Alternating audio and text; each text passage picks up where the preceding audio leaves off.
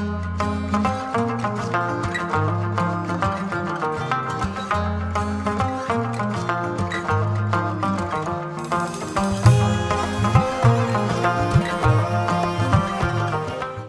जुर्म अगर वतन की मट्टी से मोहब्बत, है जुर्म अगर वतन की मट्टी से मोहब्बत, ये जुर्म सदा मेरे हिसाबों में रहेगा। आप सबकी भरपूर तालियों में हसनैन अली।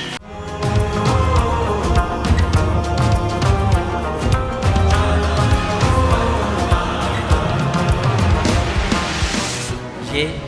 20वीं सदी का हिंदुस्तान है कि जहां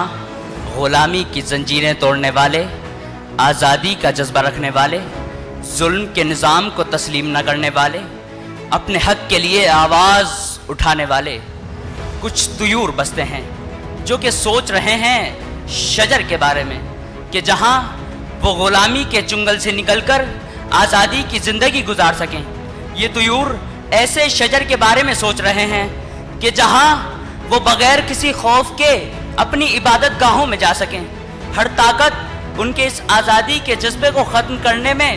नाकाम रही। ये तुयूर लुटते गए, कटते गए, मरते गए, लेकिन आने वाली नस्लों के लिए एक ऐसा घर बना दिया कि जहां वो सिर्फ अल्लाह के आगे झुकें, ना कि किसी अंग्रेज के आगे। अजीज़ाने मन, इन्होंने अपनी जानों के नजराने देकर क़यामत तक के लिए इस घर, इस शजर, इस मुल्क के एक एक दुश्मन को ये पैगाम दे दिया कि सबूत देंगे वफा का यूं इश्तिबाह है गलत, मिला के खाक में रख देंगे हर सिपाह है गलत, बरब्बे काबा हम आंखें निकाल छोड़ेंगे, उठी जो मुल्क की जानिब कोई निगाह है गलत। जनाबे वाला, इन लोगों ने अपने जज्बात,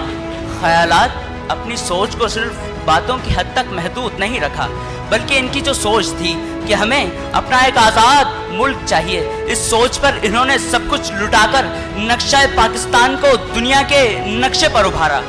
लेकिन रुकिए ज़रा,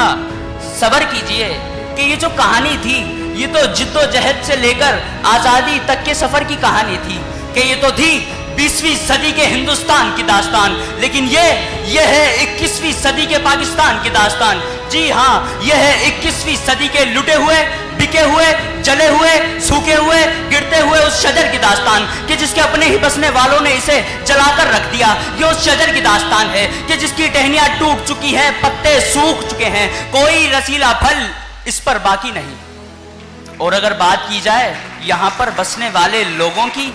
तो गुर्बत इस मुल्क में आसमान की बुलंदियों को छू रही है कि जब मैं अपने घर से निकलता हूँ और हमारे मुल्क के नौजवानों को गली गली पकोड़े, गोलगप्पे या दही बड़े बेचते हुए देखता हूँ तो मेरी आंखें नम और दिल पाश पाश हो जाता है कि हमारे मुल्क के नौजवान, जिन्हें आज इस काबिल होना था कि पूरी दुनिया में अपने मुल्क का नाम रोशन कर सकें, लेकिन सितम ये कि बदहाली इस कदर बढ़ चुकी है कि इनकी पूरे दिन की मेहनत मजदूरी की कीमत सिर्फ 5 किलो आटे का थैला है। तो फिर अजीज़ाने मन, मैं आपसे सवाल करता हूँ कि ऐसे में शजर पर बसने वाले तुयूर भला कैसे सोचें शजर के बारे में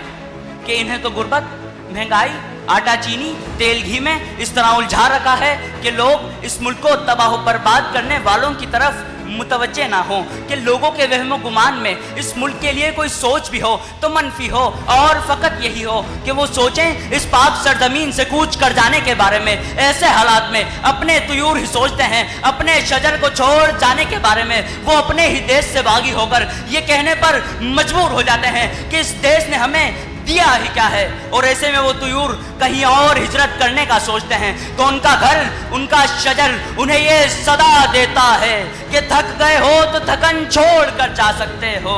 तुम मुझे वाक़यातन छोड़ कर जा सकते हो। हम दरख्तों को कहाँ आता है हिजरत करना, तुम परिंदे हो वतन छोड़ कर जा सकते हो।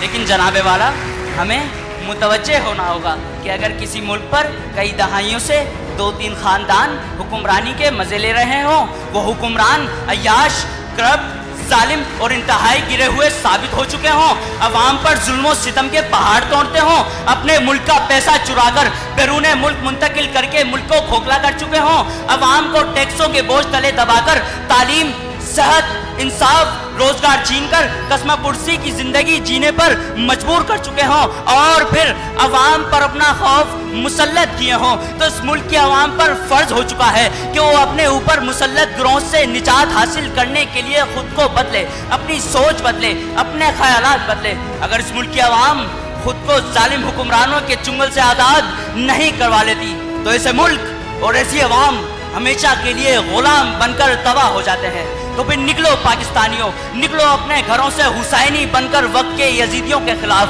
चलो चलो बमिसले हैदर कर्रार, मिटा दो खाक में चलो यजीदियों का इक़्तिदार। कि ये वतन तुम्हारा है, तुम हो पासबां इसके, तुम हो पासबां इसके। शान-ओ-दिल इस पर कुर्बान, शान